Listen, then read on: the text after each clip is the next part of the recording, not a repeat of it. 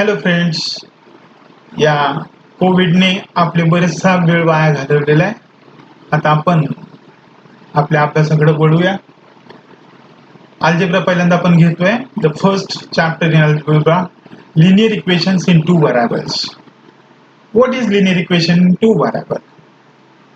Definition दिलेली आहे. An equation in two variable with the degree of variable 1 is called a linear equation in two variable. जेव्हा एखादं equation असतं दिलेलं आणि ज्याच्यामध्ये दोन चल वापरलेले असतात आणि त्यांची डिग्री किंवा इंडेक्स, ज्याला कोटी म्हणतो आपण, तो एकच असतो, तेव्हा त्याला लिनियर इक्वेशन असं म्हटलं जातं. I have given here 5 examples. The first one is 3x plus 7y is equal to 8. इथं तुम्ही पाहताय x आणि y या व्हरायबलची कोटी आहे किंवा डिग्री आहे, ती किती आहे? 1 आहे. आणि 3, 7, 8 हे रिअल नंबर्स आहेत. याचप्रमाणे खाली दिलेले आहेत example. 5x plus 2y is equal to 7, 4m plus 3n is equal to 8. Then 2 by 3x plus 7 upon 8y is equal to 18. इथं जरी फ्रॅक्शन असले 2 by 3, 7 by 8, ते लिनियर इक्वेशन आहे, कारण x आणि y यांची जी इंडेक्स आहे ती 1 आहे. Fifth one, √2x minus √3y is equal to 9. इथं x आणि y अंडर रूट नाही आहेत, लक्षात घ्या. x आणि y यांची डिग्री आहे ती किती आहे? 1 आहे. √2, √3, 9 या सगळ्या वास्तव संख्या किंवा रिअल नंबर्स आहेत. All these are linear equations. We can write the general formula of the linear equation in two variable as ax plus by plus c is equal to 0, where a, b, c are real numbers and a is not equal to 0 and b is not equal to 0. लक्षात घ्या, a आणि b म्हणजे x आणि y यांचे coefficient ते 0 असता कामा नये. ते जर असतील तर ते लिनियर इक्वेशन होऊ शकणार नाही. आता आपण जे लिनियर नाहीत त्यांच्याविषयी समजून घेऊ. Now let us take some examples. First one is 5x square minus 2y is equal to 7. इथं जर तुम्ही पाहता हे पहिलं टर्म आहे 5x स्क्वेअर, यामध्ये इंडेक्स किती आहे? 2 आहे. आपल्याला इंडेक्स किती पाहिजे? 1. This is not a linear equation because the degree of the variable is 2. Second one, 0x plus 8y is equal to 5. इथं आपण x चा कोएफिशिएंट आहे तो 0 आहे. This is not a linear equation because there is only one variable, y. Third one, 3 upon x plus 4 upon y is equal to 5. It is not a linear equation because the degree of variable is -1. तुम्ही पाहता इथं x आणि y आहे, या दोघांची जी degree आहे ती -1 आहे. यांना जर वर घेतला आपण तर ती -1 येईल. And the fourth one is 2xy plus 7y is equal to 3. यामध्ये हे जे 2xy, तर x ची 1 आणि y ची 1 अशी मिळून किती डिग्री होईल? 2. It is not a linear equation because the degree of the xy is 2. आता सायमल्टेनियस इक्वेशन म्हणजे काय बघू आपण. Two linear equations involving two variable taken together form the system of the simultaneous linear equation. जेव्हा आपण दोन equation एकत्रितपणे अभ्यासतो तेव्हा त्याला सायमल्टेनियस इक्वेशन असं म्हटलं जातं. इथं दोन एक्झाम्पल दिलेत. पहिलं 5x plus 2y is equal to 7, 3x minus 4y is equal to 8. यामध्ये x आणि y हे व्हरायबल वापरलेत. खाली m आणि n घेऊन आपण तीच example लिहिलेत. 2m plus 3n is equal to 12 and 8m minus 10n is equal to 3. हे झालं लिनियर इक्वेशन बाबत. आता ही लिनियर इक्वेशन आपल्याला सोडवायची आहेत. त्यात आपण पाहतोय practice set 1.1. Complete the following activity to solve the simultaneous equation. तुम्हाला एक्झाम मध्ये 3 मार्कासाठी फिल इन द ब्लँक स्वरूपात एक एक्झाम्पल येतं. अशा टाईपचे हे एक्झाम्पल आहे. इथं आता दोन इक्वेशन दिलेले आहेत पहा. 5x plus 3y is equal to 9, आपण त्याला इक्वेशन नंबर 1 म्हणू. 2x minus 3y is equal to 12, equation number 2. तुम्ही जर इथं पाहिलं तर त्यांचा जो y कोएफिशिएंट आहे +3 आणि -3. इथं पाहिलं तर कोएफिशिएंट सेम आहे पण त्याचे साइन्स वेगवेगळे आहेत. ज्यावेळेस कोएफिशिएंट सेम असतील आणि साइन वेगळे असतील, ऍडिशन करावी लागते म्हणजे ते कॅन्सल होतात. Let us add equation first and second. 5x plus 3y is equal to 9, 2x minus 3y is equal to 12. Addition केली तर 7x, 3y minus 3y cancel होतील आणि 9 प्लस 12 21 होईल. x is equal to 21 upon 3, that means x is equal to 3. आता आपल्याला x या चलाची value मिळाली, ती आपण कोणत्या इक्वेशन मध्ये भरली की y मिळेल. हे सोपं इक्वेशन आहे ज्याच्यामध्ये मायनस साइन नाहीये, अशी शक्यतो निवडायची. Putting x is equal to 3 in equation first, 5 multiplied by 3 plus 3y is equal to 9. That means 15 plus 3y is equal to 9. 3y is equal to 9 minus 15. 3y is equal to minus 6. Y is equal to minus 6 upon 3. And that comes to y is equal to minus 2. So the final solution is the value of xy is minus 3, 2. Here in small bracket, the first value is of x and the second value is of y. Question 2. Solve the following simultaneous equation. लक्षात घ्या, बोर्डाच्या परीक्षेमध्ये तुम्हाला वर जर अशी सूचना आली सॉल्व फॉलोइंग सायमल्टेनियस इक्वेशन, तर तुम्ही कोणत्याही पद्धतीने ते सॉल्व करू शकता. ते जर तुम्हाला खास पिक्युलर तिथं दिलेलं असेल, solve the simultaneous equation by equating the coefficient किंवा इतर दुसऱ्या कुठल्या पद्धतीने, तर तीच पद्धत आपण अवलंबायची. इथं आता ही दोन इक्वेशन आहेत ती सोडवतोय आपण. Let 3a plus 5b is equal to 26 and a plus 5b is equal to 22. त्यांना आपण फर्स्ट अँड सेकंड अशी नावं दिलेली आहेत. इथं पण पाहताय तुम्ही 5 आणि 5 हे जे b चे कोएफिशियंट आहेत त्या दोघांनाही प्लस साइन आहे. जेव्हा साइन सेम येतील तेव्हा तुम्ही डायरेक्ट सबट्रॅक्शन करू शकता. सबट्रॅक्टिंग इक्वेशन सेकंड फ्रॉम 1, शक्यतो मोठं इक्वेशन आहे वर घ्यायचं, छोटे खाली घ्यायचं, म्हणजे खाली मायनस साइन येत नाही. 2a is equal to 4, a is equal to 4 upon 2, that means a is equal to 2. Now the equation second is easy, so putting a is equal to 2 in equation second, we get 2 plus 5b is equal to 22. हे जे 2 आहे ते right साइडला नेल्यानंतर minus 2 होतील. 5b is equal to 22 minus 2, 5b is equal to 20, b is equal to 20 upon 5, that means b is equal to 4, and so the solution is 2, 4. Second, x plus 7y is equal to 10 and 3x plus 2y is equal to 7. आता इथं जर तुम्ही पाहिलं कोणतेच coefficient same नाहीयेत. x ला 1, 3 असे आहेत, y ला 7 minus 2 आहेत. याचा अर्थ आपल्याला आता कोएफिशियंट सेम करून घ्यावे लागणार आहेत. हे सेम करण्यासाठी आपण हा जो मायनस 2 आहे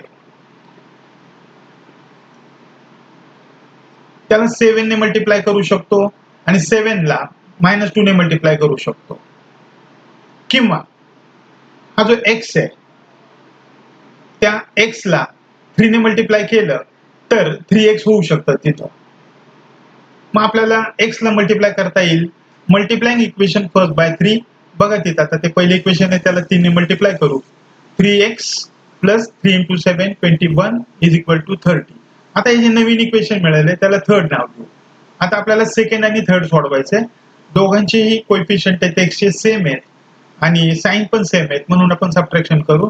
now subtracting equation second from third. आधी सेकंड मांडल्यावर त्यानंतर थर्ड मांडले. तुम्ही पाहताय इथं सबट्रॅक्शन करताना खाली आपण साइन बदललेली आहेत, मायनस केलेले, त्यानंतर तिथं प्लस केलेले आणि खाली मायनस केलेले 7 ला. अशी चिन्ह बदलून खाली द्यायचे आहेत. 3x minus 3x 0, 21 minus 2 मायनसचं plus झालेले ते किती 23. That means 23 y is equal to 23, y is equal to 23 upon 23, that means y is equal to 1. Putting y is equal to 1 equation first, x plus 7 multiplied by 1, y ची value भरली तिथं आपण is equal to 10, x plus 7 is equal to 10, x is equal to 10 minus 7, that means x is equal to 3, and the solution is 3, 1. The value of x is 3 and the value of y is 1. Next example, 2x minus 3y is equal to 9 आणि 2x plus y is equal to 30.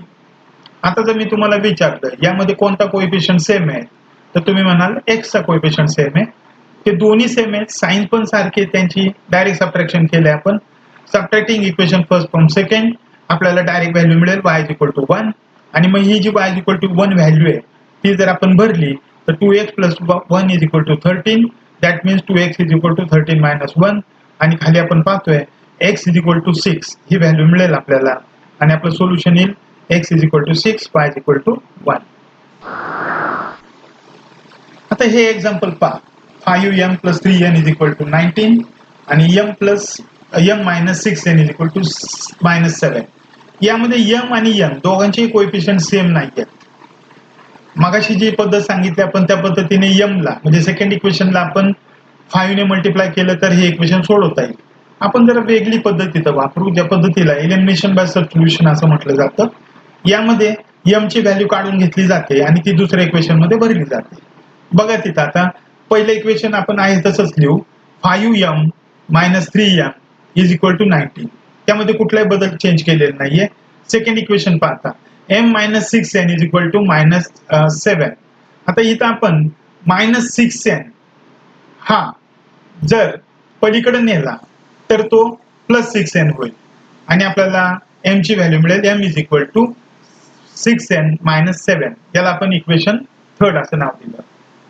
आता ही जी value आहे ती आपण 1 मध्ये भरली तर आपल्याला m ची व्हॅल्यू आहे ती मिळेल. Substituting this value of m in equation first 5, m च्या जागी आपण भरतोय 6n - 7 - 3n is equal to 19. इथं आता 5 आणि 6n यांचा प्रॉडक्ट येतो 30n. 5 - 7 35 - 3n is equal to 19. That mean 30n - 3n is equal to 19 plus 35. हे जे -35 आहे पुढे गेल्यानंतर 35 प्लस झालेले, दोघांची ऍडिशन 54 येते. n is equal to 54 upon 27. आता 54 आणि 27 कितीने भाग जाईल याला? 2. 27 to the 54. n is equal to किती आले रे? 2. Putting value of n equation third, m is equal to 6 multiplied by 2 minus 7 and value of m is equal to 5. So the solution is 5, 2. Next example, 5x plus 2y is equal to -3 आणि x plus 5y is equal to 4. यामध्ये हे जे second equation आहे त्याच्यामध्ये x ची value आपल्याला काढून घेता येईल. तो y जो आहे तो पलीकडे पाठवल्यानंतर मग पहिलं इक्वेशन तसंच लिहिलं आपण. दुसरं इक्वेशन आहे त्या इक्वेशन मध्ये आपण x लेफ्ट साइडला ठेवला आणि -5y इकडे आणला तर आपल्याला इक्वेशन थर्ड मिळेल. आता हे व्हॅल्यू आपण फर्स्ट मध्ये भरू. Putting this value of x in equation first 5 into -5y plus 4 plus 2y is equal to third -3. आपण जर ब्रॅकेट सॉल्व्ह केला खाली तर -25y plus 20 plus 2y is equal to -3. यामध्ये 20 राईट साइडला न्यू मायनस होतील ते, that mean -23y is equal to -23. दोघांचं मायनस मायनस प्लस होईल आणि अल्टिमेट उत्तर येईल तुमचं y is equal to 1. ही व्हॅल्यू भरायची. Putting y is equal to 1 in equation 3. x is equal to -5 into 1 plus 4 and x is equal to -1. The solution is -1, 1.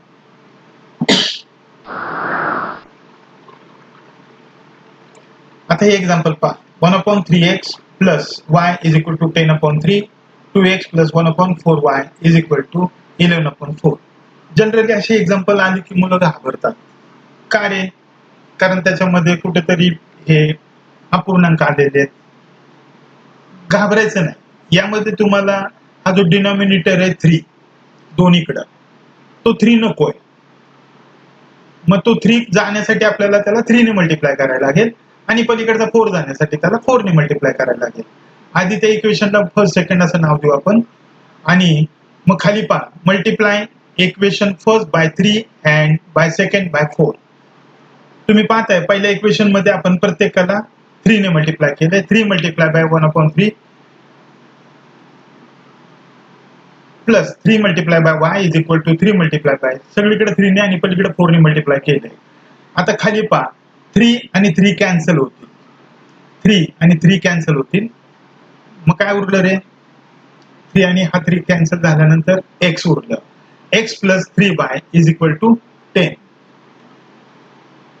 आणि पलीकडच्या बाजूला आपण पाहतोय 4 आणि 4 कॅन्सल होतील आणि आपल्याला इक्वेशन मिळेल 8x plus y is equal to 11.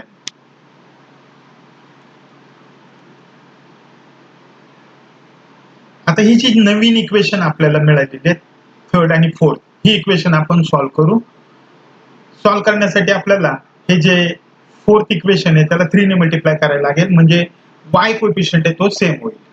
Multiplying equation 4 by 3, 24x plus 3y is equal to 33. आता आपण इक्वेशन थर्ड आणि इक्वेशन 5 सॉल्व्ह करू. इक्वेशन थर्ड आणि equation 5. Subtracting equation third from 5, 24x plus 3y is equal to 33 5 and x plus 3y is equal to 10. Subtraction आहे, इथं खाली sine बदलायचे आहेत. x ला मायनस साईन येईल, हे जे प्लस आहे त्याचं परत मायनस होईल आणि हे जे 10 आहे त्याला पण मायनस साईन येईल. म्हणजे 23x plus 0 is equal to 23. That means x is equal to 1. आता ही व्हॅल्यू आपण भरू. Putting x is equal to 1 equation 3 मध्ये आपण भरली तिथं, तर x च्या जागी 1 भरलेले आहे, plus 3y is equal to 10. That means 3y is equal to 10 minus 1. 3y is equal to 9 and y is equal to 3.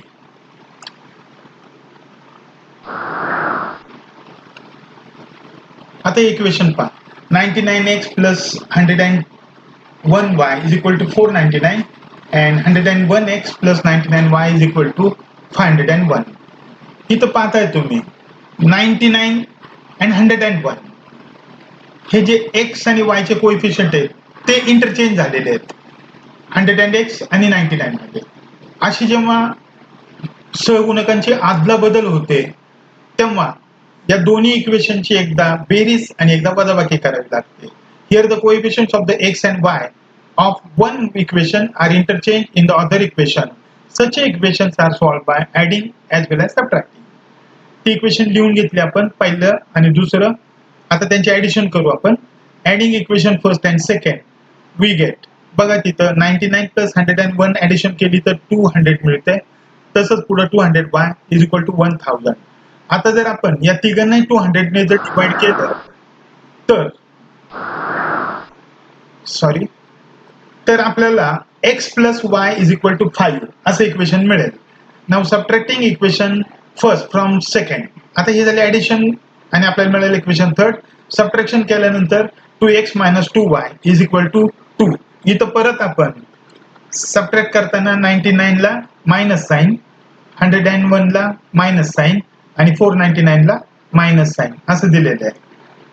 आता हे जे इक्वेशन मिळालेलं आहे त्याला आपण 2 ने डिवाइड केलं. Dividing each term by 2 x minus 1 is equal to 1 हे मिळालं आपल्याला equation 4. Now by adding equation third and fourth. आता ही जी नवीन इक्वेशन आपल्याला मिळाली त्यांची ऍडिशन आपण करू आणि मग x ची व्हॅल्यू आपल्याला मिळेल. 2x plus 0 is equal to 6. That means x is equal to 6 upon 2. x is equal to 3. Putting x is equal to 3 in equation third, x plus y is equal to 5. x च्या जागी 3 भरलं तर 3 plus y is equal to 5.